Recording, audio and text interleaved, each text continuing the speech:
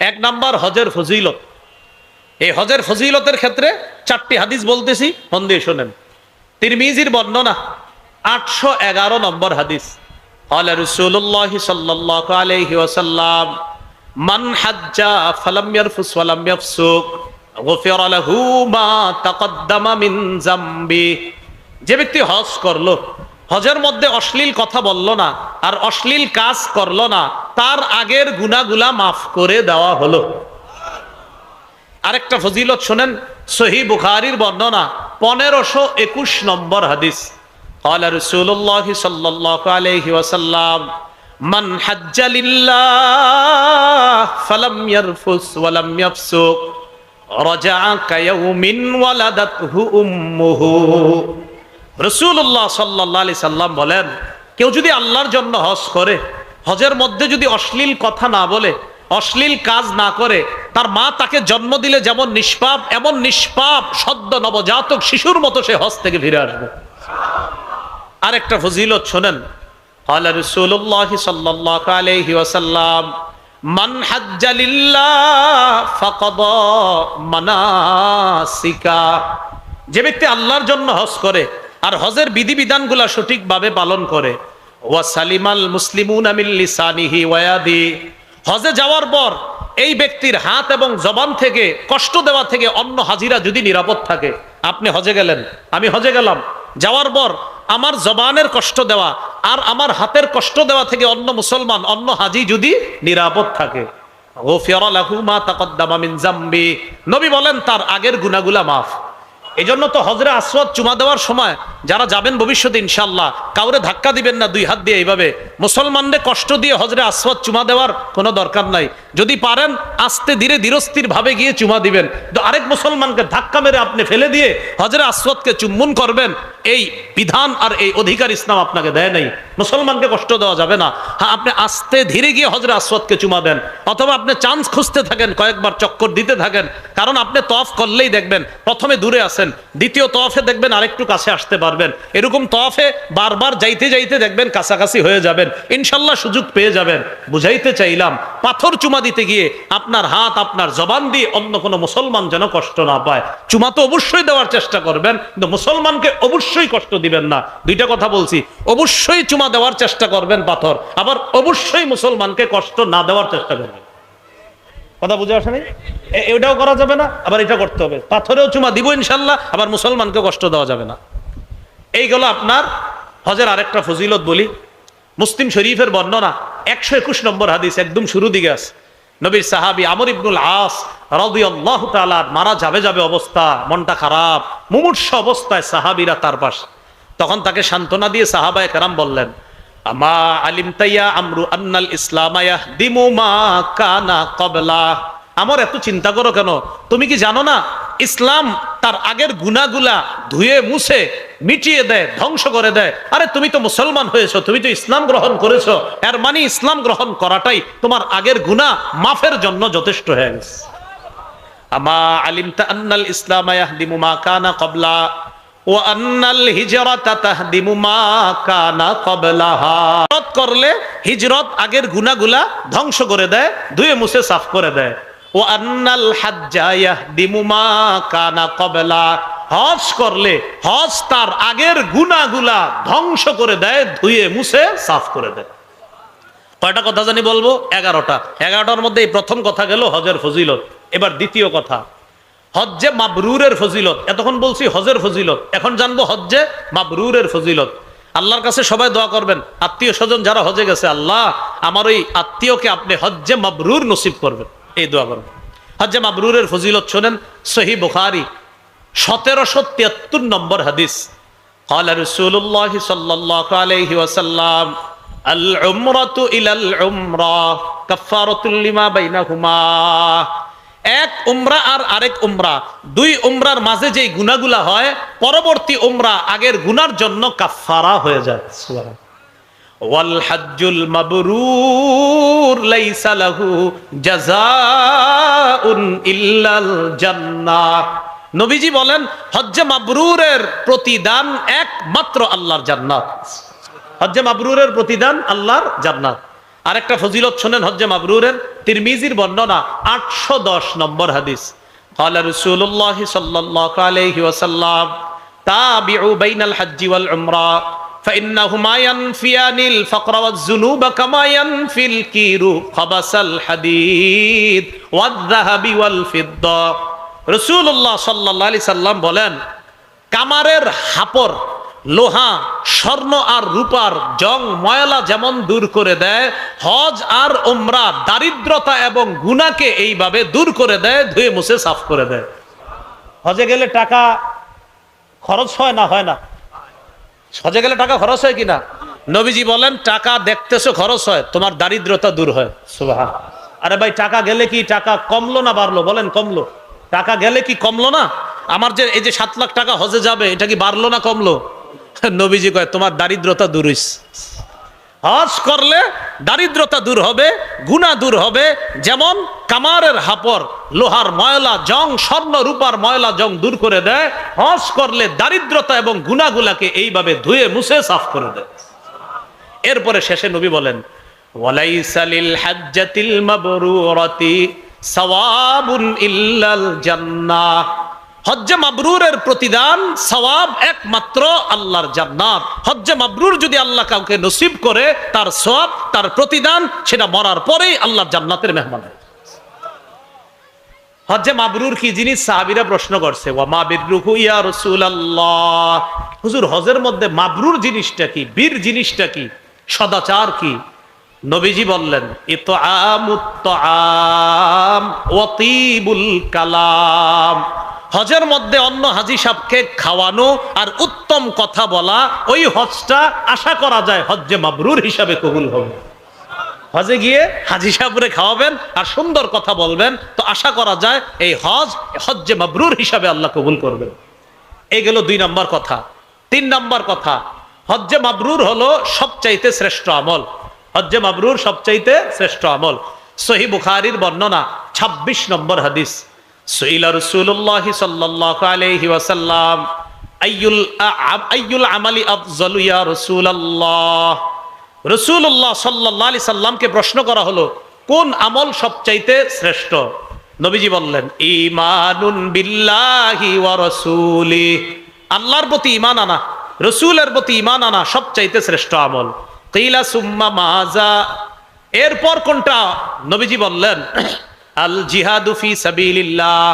এরপর শ্রেষ্ঠ আমল হলো আল্লাহর রাস্তায় জিহাদ করা। কিলা সুম্মা মাজা। এরপর শ্রেষ্ঠ আমল কোনটা? নবীজি বললেন, হাজ্জুন মাবরুর। হজ্জে মাবরুর যদি আল্লাহ কাউকে নসিব করে, এটা হলো এরপর সবচাইতে শ্রেষ্ঠ আমল, সবচাইতে শ্রেষ্ঠ ইবাদত। তাহলে হজ্জে মাবরুর এটা একটা শ্রেষ্ঠ ইবাদত। অন্য হাদিসের মধ্যে আসছে, নবীজি বলেন, হাজ্জাতুন বাররাতুন তাফজুলু সাইরাল আমাল কামা বাইনা মাতলিইশ শামসি ইলা মাগরিবিহা। সূর্যের উদয়স্থল অস্তস্থল তথা পূর্ব পশ্চিমের দূরত্ব যতটা, হজ্জে মাবরুরের ফজিলত অন্য আমলের তুলনায় আল্লাহর কাছে এই পরিমাণ দূরত্ব। হজ্জে মাবরুর। আল্লাহ আমাদের সকলকে হজ্জে মাবরুর যেন করতে পারি তৌফিক দান করেন। 4 নাম্বার, বলেন আমার সাথে, মহিলাদের বলেন, শ্রেষ্ঠ জিহাদ হজ্জে মাবরুর। আবার মহিলাদের শ্রেষ্ঠ জিহাদ হজ্জে মাবরুর। সহিহ বুখারীর বর্ণনা 1520 নম্বর হাদিস। আম্মাজান আয়েশা সিদ্দিকা রাদিয়াল্লাহু তাআলা আনহা রাসূলুল্লাহ সাল্লাল্লাহু আলাইহি সাল্লামকে জিজ্ঞাসা করলেন, নারাল জিহাদা আফজালাল আমাল আফালা নুজাহিদু ইয়া রাসূলুল্লাহ। হুজুর, আমরা তো জিহাদকে শ্রেষ্ঠ ইবাদত মনে করি, আমরা কি জিহাদ করব না? রাসূলুল্লাহ সাল্লাল্লাহু আলাইহি সাল্লাম বললেন, লা, না, তোমরা জিহাদ করবা না। নবীজি বললেন, তোমরা জিহাদ করবা না, নারীরা জিহাদ করবা না। ওয়ালাকিন্না আফজালাল জিহাদ আল হাজ্জু ওয়াল উমরা। তোমরা নারীরা যারা, তোমাদের শ্রেষ্ঠ জিহাদ হলো হজ করা, উমরা করা। হজ্জুন মাবরুর। হজ্জে মাবরুর যদি তোমাদের নারীদেরকে আল্লাহ নসিব করে, এই হজ্জে মাবরুর করাটাই তোমাদের জন্য শ্রেষ্ঠ জিহাদ। তাহলে নারীদের জন্য শ্রেষ্ঠ জিহাদ কি করা? হজ্জে মাবরুর। قال رسول الله صلى الله عليه وسلم جهاد الكبير والضعيف والمرأة الحج والعمرة। রাসূলুল্লাহ সাল্লাল্লাহু আলাইহি সাল্লাম বলেন, বুড়া মানুষের জিহাদ, দুর্বলের জিহাদ, নারীর জিহাদ হলো হজ করা, উমরা করা। বৃদ্ধ মানুষের জিহাদ হজ করা, উমরা করা। দুর্বলের জিহাদ হজ করা, উমরা করা। ছোট মানুষের আপনার বৃদ্ধের জিহাদ, নারীর জিহাদ হলো হজ করা, উমরা করা। এবার একটা মজার হাদিস বলি আপনাদেরকে। এক ব্যক্তি রাসূলুল্লাহ সাল্লাল্লাহু আলাইহি সাল্লামের কাছে আসার পরে বলে, ইন্নী জাবানুন ওয়া ইন্নী দাঈফুন। হুজুর, আমি ভীরু, আমি দুর্বল, আমি তো জিহাদ করতে পারি না। হুজুর, এমন জিহাদ আসেনি যে জিহাদ, আমি দুর্বল মানুষ কিন্তু আমি তো জিহাদে যাইতে ভয় পাই, আমার আসলেই দুর্বলতা, আমি কি করব হুজুর? নবীজি বললেন, তোমার জন্য একটা জিহাদ আছে। সুবহানাল্লাহ। হালুম্মা ইলাল জিহাদিলা শাওকাতা ফি। আসো তুমি এমন জিহাদের দিকে যে জিহাদে কোনো অস্ত্র শস্ত্রের প্রয়োজন হয় না, শত্রুর প্রয়োজন হয় না। এটা হলো আল হাজ্জু, হজ করা। তুমি হজ করলেই জিহাদের সওয়াব পাইবে।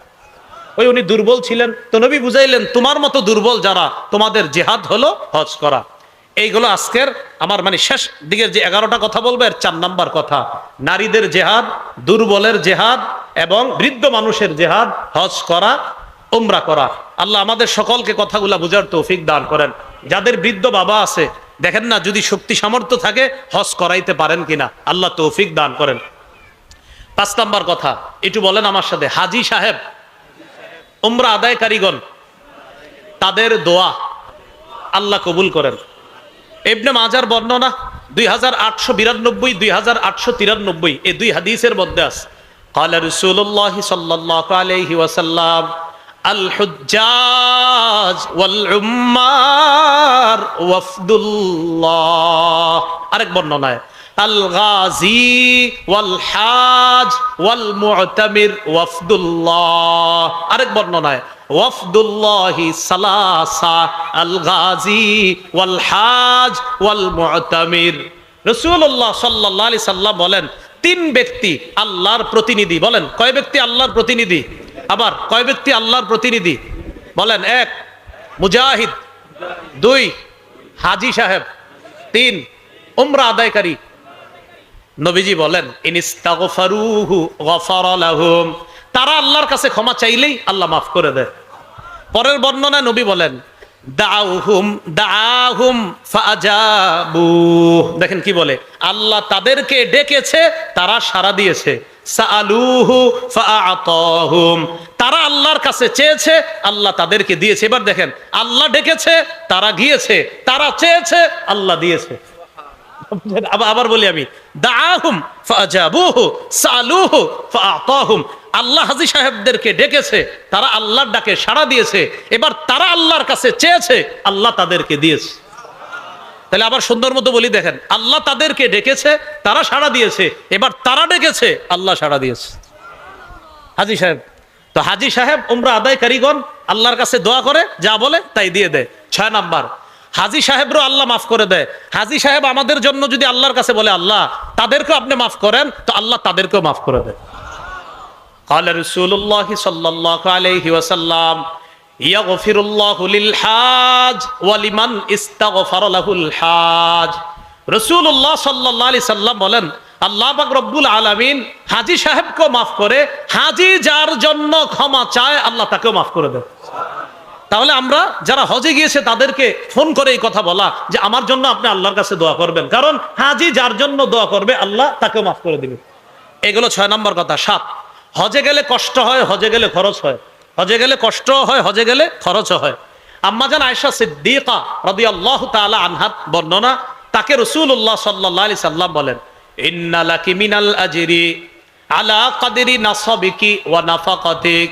আয়েশা, হজে আসার পর যেই পরিমাণ কষ্ট আর খরচ হয়, এই কষ্ট আর খরচের প্রতিটা কষ্ট আর খরচের বিনিময় আল্লাহর পক্ষ থেকে তুমি পেয়ে যাইবা। মুসনাদে আহমদের 23,000 হাদিস, হাদিস নাম্বার কত? 23,000, অর্থাৎ 23,000 মানে হাদিস নাম্বারটাই 23,000 নাম্বার হাদিস। এই হাদিসে আসছে রাসূলুল্লাহ সাল্লাল্লাহু আলাইহি সাল্লাম বলেন, আন নাফাকাতু ফিল হজ কান নাফাকাতি ফি সাবিলিল্লাহ। হজের মধ্যে খরচ করা জিহাদের ময়দানে খরচ করার মতো। কেমন? কয় বিসাবিই মিআতিন, 700 গুণ পর্যন্ত আল্লাহ বাড়ায়া দেয়। কয়শো গুণ পর্যন্ত আল্লাহ বাড়ায়া দেয়? 700 গুণ পর্যন্ত। এজন্য হজে গিয়ে খরচ করলে এটা লস নাই, লাভ। 8 নাম্বার কথা, হজে যাওয়ার সময় যদি কেউ মারা যায়, কিয়ামত পর্যন্ত তার আমলনামায় হাজী সাহেবের সওয়াব লেখা হবে।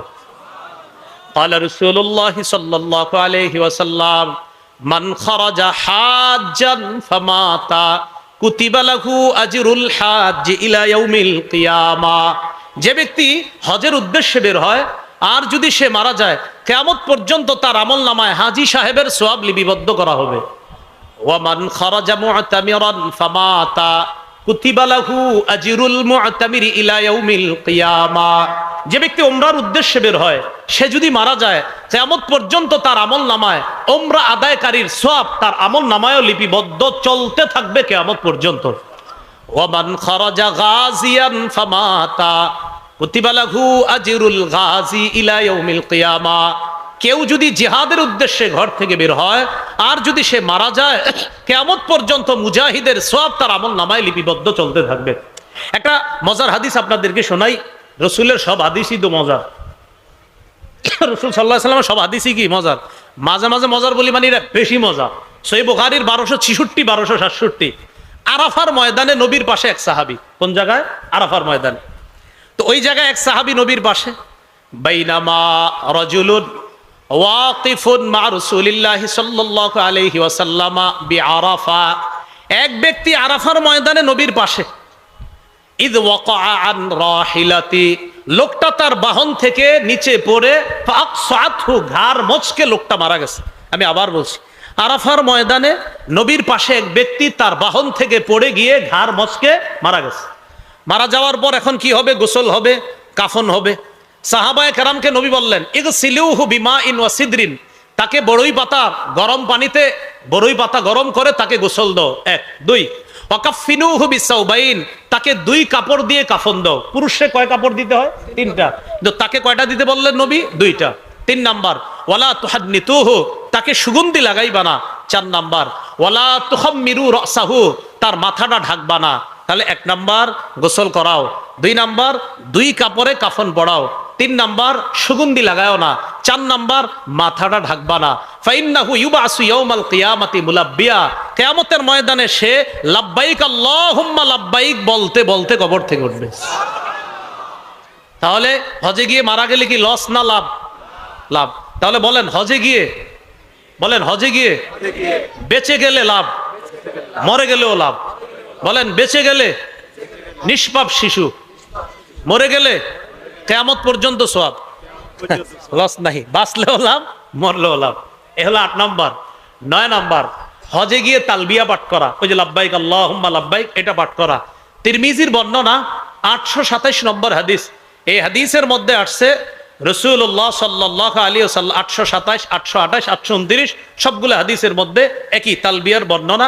নবীজি বলেন মামিন মুসলিমিন ইউলাব্বি ইল্লা লাব্বা মান আন ইয়ামিনিহি আও আন শিমালিহি মিন হাজারিন আও মাদারিন আও ওয়াবারিন ওয়া ফি রিওয়ায়া মিন শাজারিন আও ওয়াবারিন আও মাদারিন।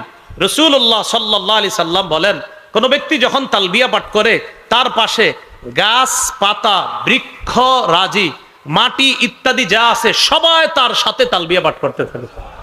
এইগুলো 9 নাম্বার আলোচনা। 10 নাম্বার তওয়াফ করা। আবু দাউদের 1888 নম্বর হাদিসের মধ্যে আসছে রাসূলুল্লাহ সাল্লাল্লাহু আলাইহি সাল্লাম বলেন ইন্নামা জুইলাত তাওয়াফু ওয়া বাইনাস সাফা ওয়াল মারওয়া ওয়া রামিউল জিমার লিইকামাতি যিকরিল্লাহ। তাওয়াফ করা, সাফা মারওয়ার মাঝখানে সাই করা এবং শয়তানকে কঙ্কর মারা, এগুলা সব আল্লাহর জিকিরের অন্তর্ভুক্ত, আল্লাহর স্মরণের অন্তর্ভুক্ত। রাসূলুল্লাহ সাল্লাল্লাহু আলাইহি সাল্লাম বলেন মান তাওয়াফা উসবুআন, যে ব্যক্তি 7 বার তাওয়াফ করে, অর্থাৎ 7 বার যে ব্যক্তি তাওয়াফ করে, কানা কাইদলি রাকাবাতিন, একটা গোলাম আজাদ করার সওয়াব পেয়ে যায়। এগুলো 10 নাম্বার। সর্বশেষ আল্লাহু আকবার আল্লাহু আকবার 11 নম্বর হজরে আসওয়াদকে চুমা দেওয়া। আসসালামু আলাইকুম।